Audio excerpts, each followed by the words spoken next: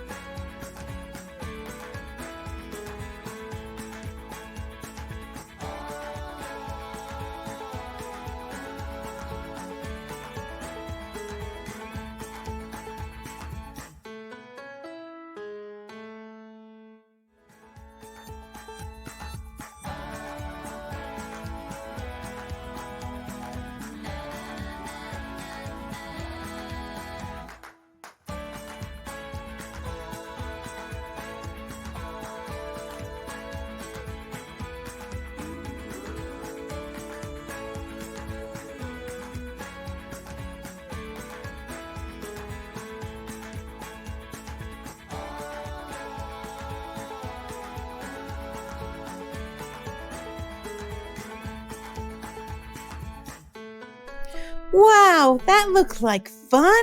I'm going to go try my name right now. What about you? How will you use your letters? Have fun, friends, and see you next time. Thanks for watching. If you enjoyed this video, please visit our website and remember to like and subscribe. Thanks. See you next time.